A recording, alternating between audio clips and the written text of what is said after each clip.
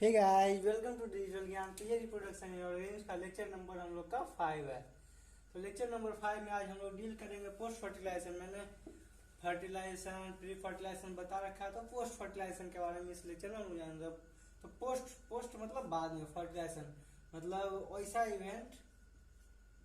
Events after fertilisation. तो fertilisation के बाद जो इवेंट होते हैं उन इवेंट को हम लोग पोस्ट फर्टिलाइजेशन इवेंट कहते हैं। तो फर्टिलाइजेशन के बाद हम लोग का दो इवेंट होता है। एक तो फॉर्मेशन ऑफ जायगोट, पहला फॉर्मेशन ऑफ जायगोट। तो पहला जो इवेंट होता है वो होता है फॉर्मेशन ऑफ जायगोट। तो जायगोट का फॉर्मेशन होता है। तो जायगोट का फॉर्मेशन होता है तो ये होता क्या है कि ये जो जायगोट जो होता है क्या होता है, beginning of new life cycle, beginning of new life cycle, beginning of new life cycle. तो ये क्या होता है, न्यू लाइफ साइकिल का बिगिनिंग होता है। और ये क्या होता है, हमेशा डायप्लॉइड होता है। कौन सा होता है, डायप्लॉइड। ये हमेशा डायप्लॉइड होता है। और ये होता क्या है कि मतलब जायगोट जो होता है डायप्लॉइड होता है। तो ये मियोसिस से ये क्या करता है, जायगोट डिवाइड क्या करता है, जायगोट डिवाइड करता है। कैसे, मियोसिस से टू फॉर्म हैप्लॉइड। क्योंकि हैप्लॉइड तो जायगोट हैप्लॉइड जो कि क्या करता है, हैप्लॉइड इंडिविजुअल ग्रो करता है। और इसके बाद मैं आपको कुछ एग्जाम्पल बताऊंगा जो हैप्लॉन्टिक लाइफ साइकिल कैरी करते हैं, जो हैप्लॉन्टिक लाइफ साइकिल स्पेंड करते हैं, और जो डायप्लॉन्टिक। तो example of haplontic life cycle. मैं फिर से बता रहा हूँ कि मैं ज़्यादा डिटेल में नहीं जा रहा हूँ। जो जरूरत है, जो मेन पॉइंट है, मैं वही बता रहा हूँ कि क्रैश कोर्स और जो भी इसके बाद का आपको जितना भी डिटेल पढ़ना है तो पीडीएफ में लिंक दिया हुआ, आप उसे नोट डाउनलोड करके पढ़ सकते हैं। Haplontic life cycle. तो हैप्लॉन्टिक लाइफ साइकिल के एग्जाम्पल वॉल्वॉक्स हो गए, स्पाइरोगायरा हो गए, वॉल्वॉक्स और स्पाइरोगायरा, वॉल्वॉक्स और स्पाइरोगायरा। अब डायप्लॉन्टिक गाइस, हैप्लॉन्टिक लाइफ साइकिल, डायप्लॉन्टिक, ये सब 11th में पढ़ने के। अगर जो आपको इसमें कोई दिक्कत हो रहा है तो आप मेरे को कमेंट में बताइए, मैं इसके लिए एक अलग से सेपरेट वीडियो आप लोगों को बनाऊंगा। डिप्लॉयमेंटिक लाइफ साइकिल जो जनरली हम लोग को फ्लावरिंग प्लांट में देखा जाता है, वहां पे माइटोटिक डिवीजन होता है। फ्लावरिंग प्लांट, और कौन सा डिवीजन होता है, माइटोटिक डिवीजन।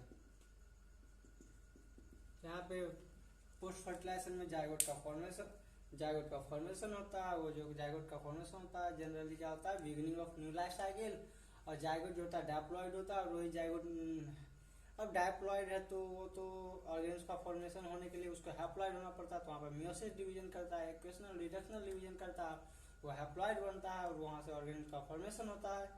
अब अगर जो हैप्लॉइड, तो कुछ लाइफ साइकिल है हैप्लॉन्टिक, डायप्लॉन्टिक, इसके बारे में आपको डिटेल जानकारी चाहिए तो प्लीज कमेंट में बताएं, मैं इसके लिए आपको भी सेपरेट वीडियो बनाऊंगा। अब इसके बाद आते हैं हम लोग एम्ब्रायोजेनेसिस। इसके बाद अब हम लोग आते हैं एम्ब्रायोजेनेसिस। कौन सा, एम्ब्रायोजेनेसिस।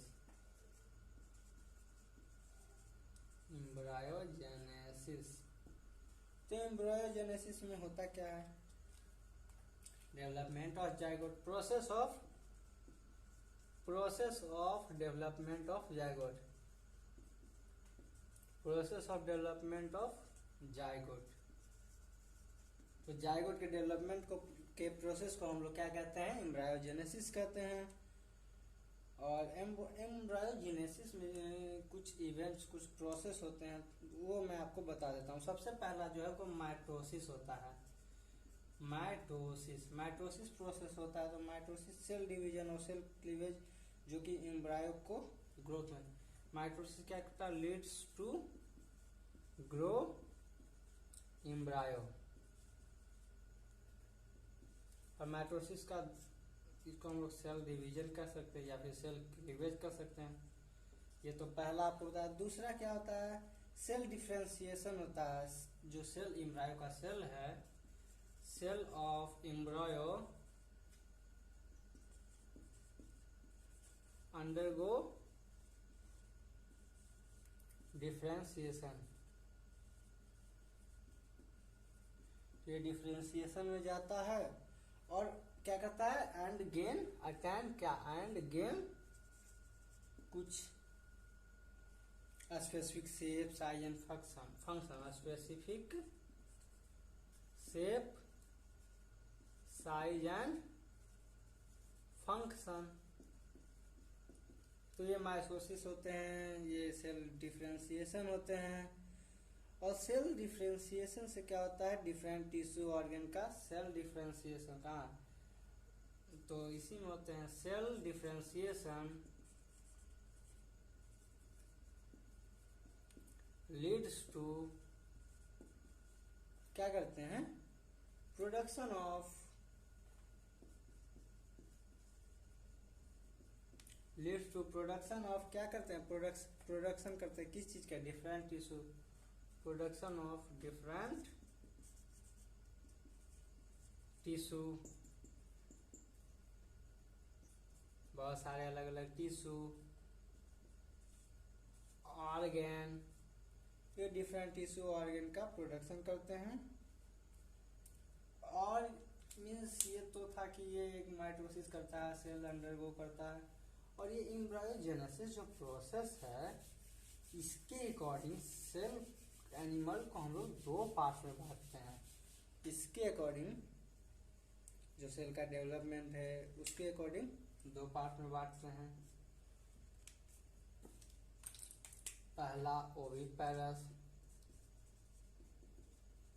दूसरा विविपेरस। तो ये जो है ओविपेरस और विविपेरस में हम डालते हैं। तो ओविपेरस का एग्जांपल रेप्टाइल्स, विविपेरस में कौन से आते हैं, मैमल्स। तो ओविपेरस में रेप्टाइल्स आते हैं, विविपेरस में मैमल्स आते हैं। और ये होते क्या है, देखिए ये जो ओविपेरस में, ओविपेरस जो है जनरली जो एग है फीमेल बॉडी के बाहर होता है, प्रोड्यूस डेवलप जो होता है, मीन्स अंदर होता है सेक्सुअल रिप्रोडक्शन, लेकिन produce develop outside the female body. Oviparous में develop outside the female body. और इसके प्रोटेक्शन के लिए एक सेल बना होता है जिसको हार्ड सेल, कौन सा होता है, हार्ड